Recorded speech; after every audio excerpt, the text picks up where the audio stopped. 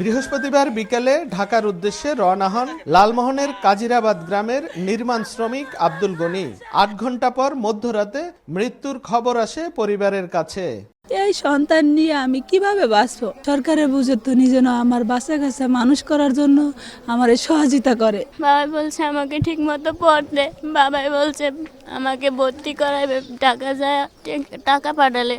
একই গ্রামের বর্গাচাষী মোহাম্মদ সাজু খা সংসারের অভাব মেটাতে ঢাকার উদ্দেশ্যে বাড়ি ছাড়েন। পথে ঘুমন্ত সাজুর মৃত্যু হয় বিপরীত দিক থেকে আসা বেপরোয়া অ্যাডভেঞ্চার ৯ লঞ্চের সঙ্গে দুর্ঘটনায়। কচুয়াখালী গ্রামের পোশাক শ্রমিক মোসাম্মদ রিনা ও চরপেশনের আহমদপুরের হানিফ মাজির বাড়িতেও চলছে শোক।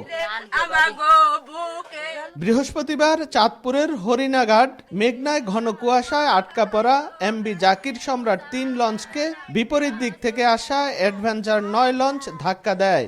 এতে ডেকে ঘুমন্ত ৪ যাত্রী মারা যান, আহত হন ৬ জন।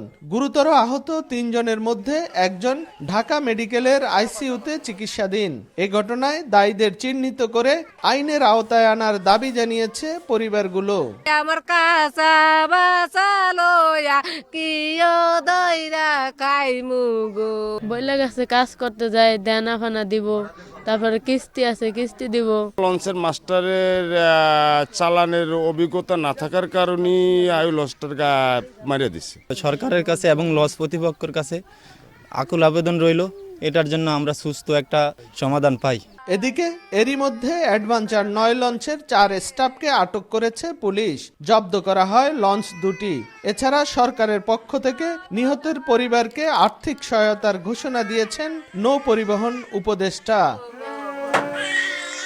নাসির উদ্দিন লিটন, সময় সংবাদ, ভোলা।